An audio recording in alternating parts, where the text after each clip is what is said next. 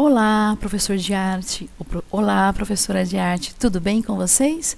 Espero que estejam bem, com saúde, em paz, né? Que é o mais importante.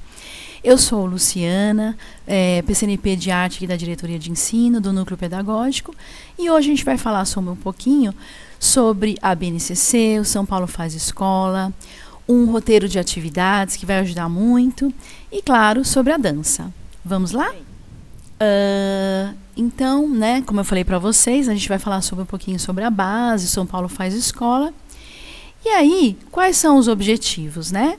Reconhecer pontos importantes de aulas não presenciais, identificar a estrutura de um roteiro de atividade para essas aulas não presenciais, que agora está presente, né, no nosso cotidiano, né?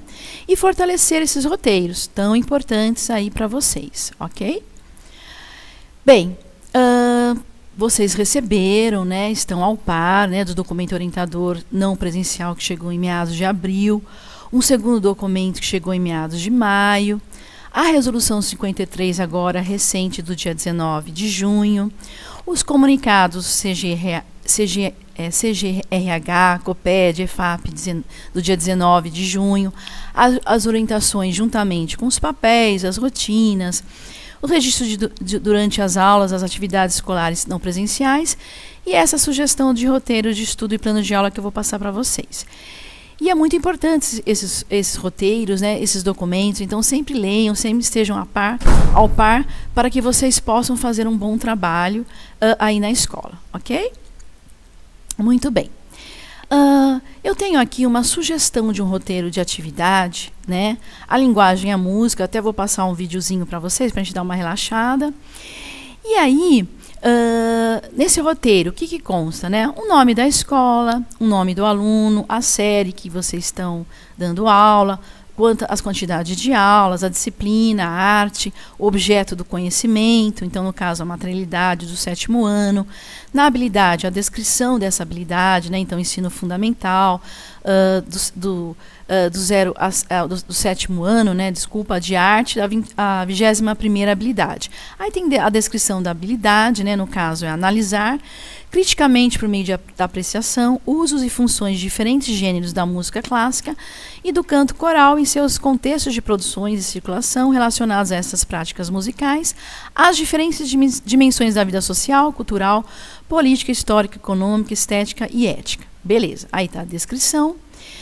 O desenvolvimento e estratégias, né? Então, os alunos, qual é o objetivo? Né? Eles vão apreciar esse vídeo enviado, logo depois responderão em seus cadernos questionamentos abaixo, né? Que mensagem o vídeo transmite, como é o ambiente de apresentação dos músicos, quais os instrumentos utilizados pelos músicos, você conhece a música que é tocada pelos instrumentos, podemos estabelecer relações entre o vídeo e o contexto atual do isolamento social por causa da pandemia. Então, é bem interessante esse questionamento. Após apreciar, né, responder aos questionários, em seu caderno, os alunos devem fazer uma produção textual por meio de um relato escrito no seu caderno, escrevendo o que ele aprendeu com a apreciação do vídeo, a partir dos questionamentos apontados pelo professor, no caso vocês. Ao terminar a atividade, os alunos irão fotografar e enviar para o professor a foto com o registro da realização das atividades via WhatsApp e outras estratégias que foram combinadas por vocês. Tá? Muito bem. Atividade e recursos propostos, né? Então, o vídeo é enviado pelo professor pelo WhatsApp, que é uma ferramenta que a gente está usando bastante, quebra um maior galhão, né, gente? O caderno para realizar o registro da produção solicitada pelo professor. E uma forma de comunicação com a família, que é muito importante, né? O telefone, o WhatsApp, videochamadas e outros combinados que vocês têm lá com os alunos. A avaliação, a devolutiva do aluno, né? Então, o aluno poderá dar a devolutiva por meio da gravação de um áudio, de um podcast, ou poderá também realizar um vídeo contando sobre essa experiência da apreciação do vídeo. Olha que interessante. Relatando suas experiências, as conclusões diante da atividade que foi solicitada pelo professor.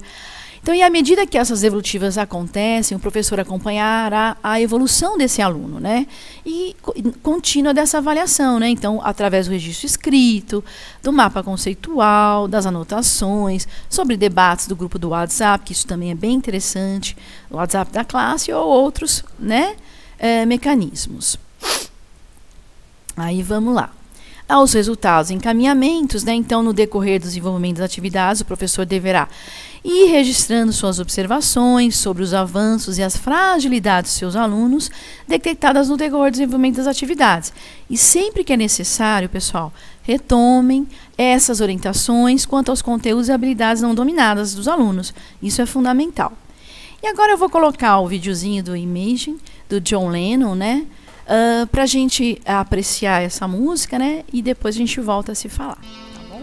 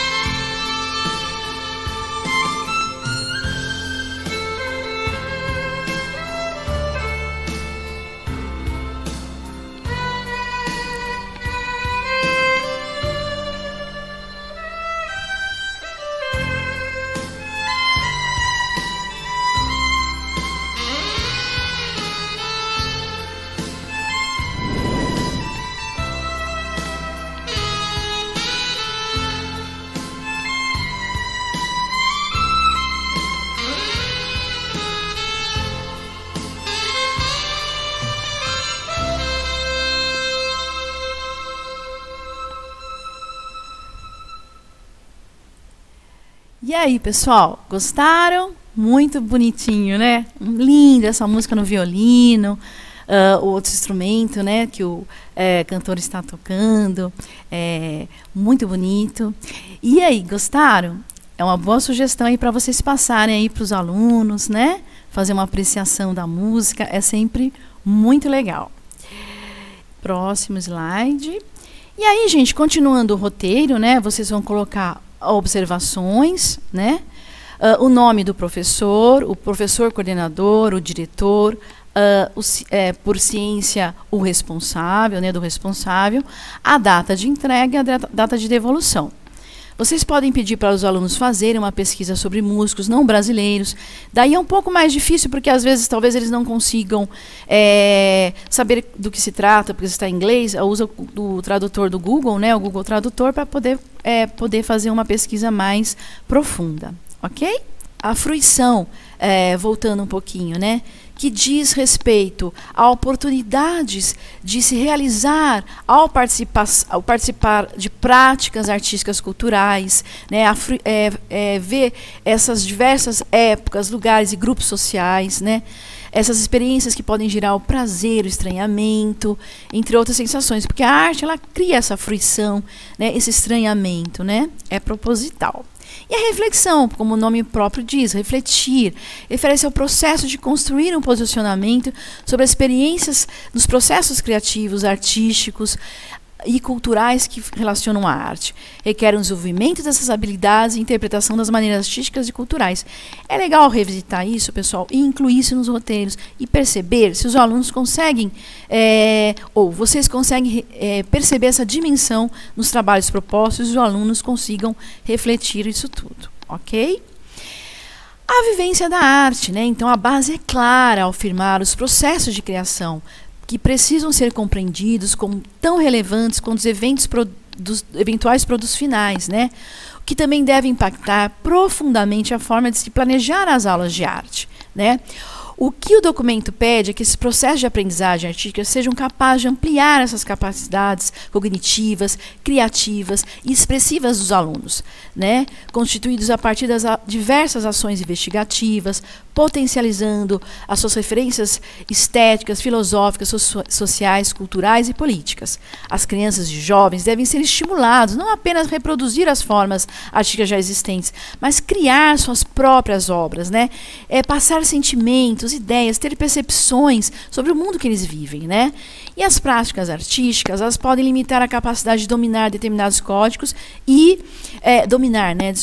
códigos e técnicas. É fundamental e ao longo da vivência os estudantes possam refletir sobre como afetam e são afetados pelos acontecimentos do mundo. Isso é muito importante. E a arte, ela tem esse trabalho, ela tem esse objetivo, né, gente? E é lógico, não poderia falar da tecnologia, né? O impacto da tecnologia no nosso componente. Ela chegou com tudo, né? E mais do que tudo, a gente precisa acessá-la, né? Então, no componente, a tecnologia pode contribuir para a ampliação dos acessos às produções artísticas em diferentes textos e contextos, na medida que ela possui a possibilidade de apreciar em qualquer lugar do mundo. Você pode ver, apreciar artes no universo de outros continentes, na Europa, na China, né? Você pode, pelo Google lá, fazer a sua pesquisa. A BNCC estimula e reforça esse processo de ensino-aprendizagem para o componente, né? Além de trazer meios de compartilhamento que foi criado, como, por exemplo, produções artísticas envolvidas na interface entre arte e tecnologia. Temos a videoarte, a videodança, o cinema, entre outros, né? A cultura digital e suas mídias, então fotos, vídeos, músicas, imagens que os estudantes consomem e também produzem na web, né? Ajuda a construir esse repertório imagético, sensível a eles, né? Ampliando e fazendo a compreensão do uso e do sentido dessas produções nesta contemporaneidade, certo? E aí a gente tem as unidades temáticas da BNCC dentro da arte, né? Que agora são as artes visuais, né? Era que a gente chamava de linguagens, ainda a gente pode chamar, mas na BNCC tem as unidades temáticas, na BNCC de arte, né, que a gente fala linguagens, ainda mas na BNCC são as unidades temáticas. Então, as artes visuais, né, a dança, o teatro, as artes integradas. Então, as artes visuais, né, que conhecer diversas culturas diversas, experimentar inúmeras possibilidades de recursos visualmente explorados, transforma materiais, recursos tecnológicos, ampliando esse cotidiano. A dança, né, que é uma proposta que articula esses processos cognitivos, envolve várias investigações de produções artísticas, centrando-se sempre no corpo, né? Que o corpo é a materialidade, né, da dança, as relações entre a corporeidade, a produção estética, né, também pretende trabalhar esses estereótipos como versus mente, né, popular versus erudito, teoria versus prática, favorecendo esse hibridismo dinâmico entre as práticas, né? E aí, que mais? A música, né, gente? A música que a gente acabou de ouvir, que é linda, maravilhosa, né? Então, fazendo trabalhar a perspectiva sensível e subjetiva, na percepção e experimentação de sons, de ritmos, que é um fio condutor de diversas interações sociais, circunscritas culturalmente, de uma forma particular, né? Crítica e ativa da sociedade. O teatro, que a gente tem as vivências de jogos, improvisações, encenações, que é muito legal, os alunos gostam muito, que possibilita trocar experiências, permite aprimorar as experiências estéticas, imagéticas, ter a consciência também corporal, porque o corpo também no teatro a gente é trabalhado, a memória, a reflexão e a emoção. E as artes integradas, que é tudo isso misturado, que está agora uma novidade da BNCC, que é a ideia de explorar essas relações entre as diferentes linguagens e suas práticas, né? tendo essa proposta da corporalidade, da visualidade, das musicalidades, tudo trabalhando concomitantemente, né? E também nessas linguagens suas práticas, possibilitando o uso de novas tecnologias de informação e comunicação. Então, hoje, a tecnologia está muito presente. Hoje, a gente assiste obras, né, teatros, que a tecnologia está muito presente em várias linguagens, tá? E aí, vamos focar no que é a dança, que é o nosso, hoje, a nossa linguagem que a gente está trabalhando no segundo bimestre, né? Então, o que é a dança, né? É um tipo de manifestação artística que utiliza o corpo como instrumento criativo, forma de expressão, que vem acompanhada por música. Pessoas realizam movimentos ritmados, seguindo uma cadência própria da coreografia, originalmente harmônica corporal. Eu trouxe aqui, pessoal, um trabalho de uma professora, né, de uma mestre. Daí, no final, vai ter o contato dela. Eu achei muito interessante, passar para vocês. Então, a arte movimentar o corpo em um certo ritmo. Caracteriza-se tanto os movimentos previamente estabelecidos, a coreografia, quanto improvisados, a dança livre. É uma expressão artística como forma de divertimento, lazer e saúde. Quem é que não gosta da dança, né, gente? Uma breve introdução à história da dança, né? Então, surgiu a dança pela necessidade do homem pôr para fora as suas emoções, né? A gente se emociona ao ouvir uma música e ouvir uma dança, de dançar, de se expressar.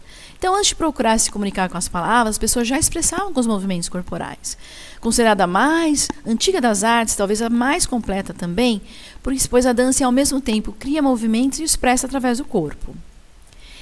E aí, quais são os benefícios? Vários, né, gente? Físico, habilidades corporais, coordenação motora grossa, a motora fina, a lateralidade, o espaço temporal, o equilíbrio, a flexibilidade, a postura, o fortalecimento da musculatura, a perda de peso. Isso na educação física também, o meu colega também podem estar utilizando, né? Porque trabalha essas questões aí. E a mental, né, gente? A concentração, a memorização, o ritmo, a musicalidade, o bem-estar, a felicidade, previne depressão. Então, a música é fundamental. E aí temos os tipos de danças. Então, há diversos tipos e maneiras de dançar. Podemos classificar essa expressão artística a partir de critérios: forma, origem e finalidade. Então, olha lá. Na forma, temos a dança do solo, quando o dançarino apresenta-se acompanhado, a dança em dupla, danças de casais, forró, valsa, tango, entre outros. As danças em grupo, quando há várias pessoas compõem uma coreografia, como danças circulares, sapateado. A origem, danças folclóricas, bumba meu boi, frevo, maracatu, carimbó, danças cerimoniais, como algumas danças circulares, danças indígenas, as danças étnicas, né, quando é de algum lugar específico. E tem a finalidade, né, gente, que é a dança performática, como é o balé, a dança contemporânea, sapateado flamenco, a dança social, como a dança de salão, e a dança religiosa, como a dança sufi, né? E aí, temos outros tipos, as danças folclóricas, então a flamenca, a espanhola, a tarantela, que é da Itália, né, a dança do ventre, a arábia, o hula-hula do Havaí, o samba, as danças brasileiras, samba, baião, quadrilha, bomba, boi, chanchado, frevo, shot, aqui a gente tem uma imensa diversidade. Dança de salão, então vários, né, que a gente falou, tango, rock and roll, salsa, merengue, machixe, as danças atuais, o rap, o funk, o reggae, o axé, as danças contemporâneas, clássicas, modernas, jazz, balé. E é legal, pessoal, fazer com que os alunos façam essa pesquisa, né? Com certeza eles vão se achar ali, né, nas danças contemporâneas, mas também trazer, né, que época a gente está, né, das danças folclóricas. É uma pena que a gente não pode visualizar pessoalmente, mas é interessante a gente estar falando sobre. As danças coreografadas associadas às manifestações culturais, então os blocos de axé, olodum, timbalada, né, trio elétrico, a dança criativa, realizar movimentos que transpareçam o tema da música ou do filme que o professor possa sugerir. Os lenga-lengas, constituídos por palavras que geralmente rimam e com muitas repetições conferem-se um caráter musical que facilita a rápida memorização. Isso aí também é bem interessante, né? E a dança no espaço escolar é importante? Nós não estamos mais no espaço escolar, mas a gente pode sugerir para que o aluno faça na sua própria casa, mande um videozinho para você. Então, o uso da dança como prática pedagógica favorece a criatividade, além de favorecer o processo da construção do conhecimento. É uma forma de expressão, descoberta, se você descobre a sua linguagem corporal, resgata a sua personalidade.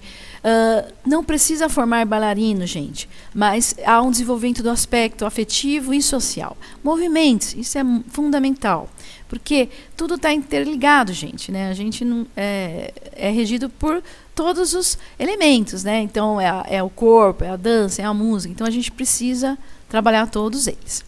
A dança no espaço escolar, além de ser uma prática educativa, tem como motivo resgatar de forma natural e espontânea as manifestações expressivas de nossa cultura, né? Então, Ferreira diz o seguinte, né? A dança escolar visa trabalhar todos os aspectos acima relacionados, que cada um dentro de seus limites e possibilidades executará os movimentos propostos, não havendo nenhum compromisso em acertar ou errar, né?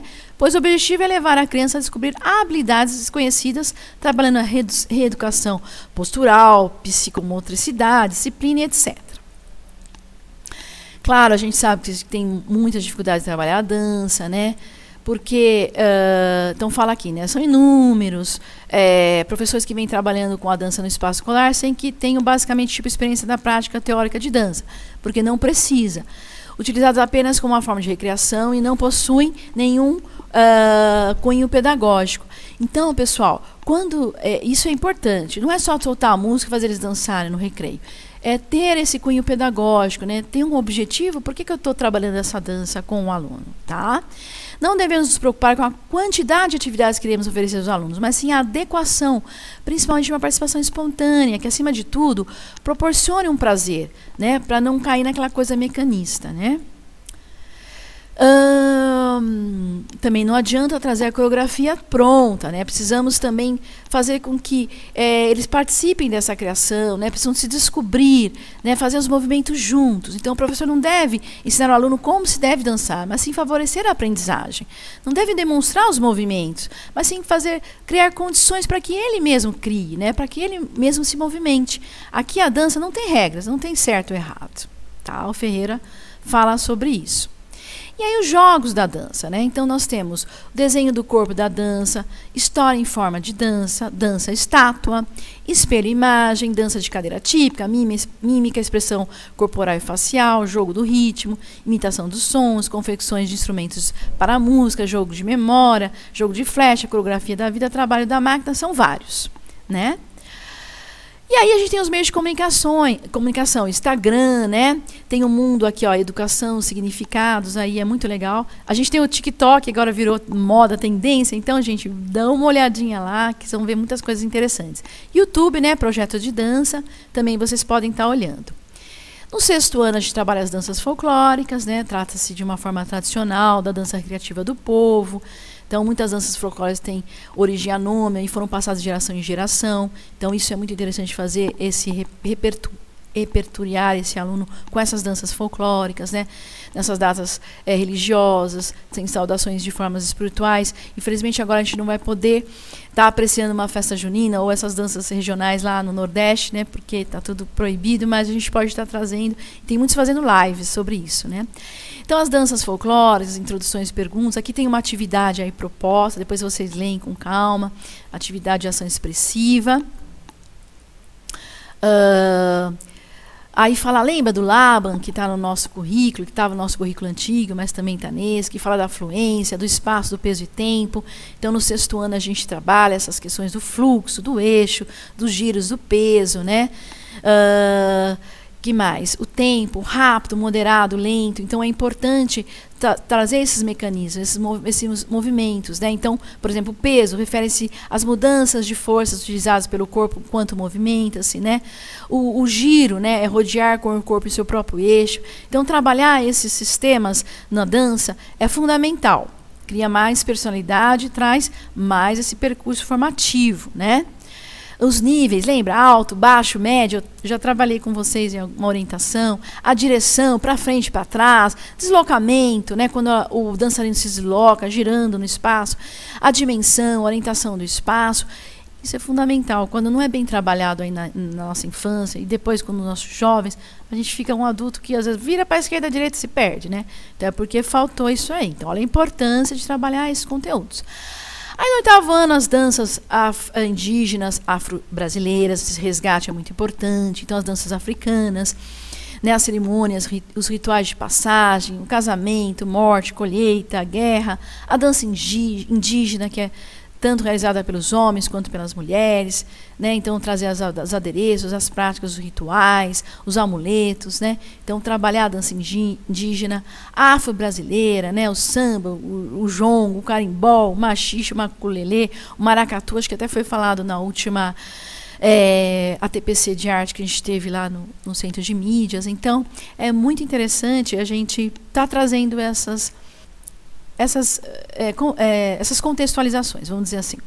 E a dança africana indígena africana, então, trabalhar esses fatores de movimento, a fluência, o espaço, o peso, o tempo, né? Como é trabalhado isso nessas danças, né? Então, fazer com que os alunos observem como é nas danças indígenas trabalhando esses fatores de movimento, tá? O que mais? No nono ano, a dança contemporânea, né? Que é um tipo de dança que não se limite a um conjunto de técnicas específicas, mas abrange vários ritmos, gêneros, performance. Então é considerada uma dança abstrata, né? E também propor intensas inovações, experimentações coreográficas, que muitas vezes misturam com o ballet, com o jazz, com o hip hop. Então é muito interessante. Esse é um trabalho dessa moça, dessa professora Carla de Oliveira Taioc. Quem quiser saber mais, pode entrar em contato, tá? Eu achei muito interessante, por isso que eu estou trazendo para vocês, tá? Eu estou trazendo outra socialização de boas práticas, da professora Juliana Cohen, lá de Paraguaçu Paulista. Olha que bárbaro o trabalhinho dela. Aqui tem o contato do YouTube, né? Depois vocês entram, né?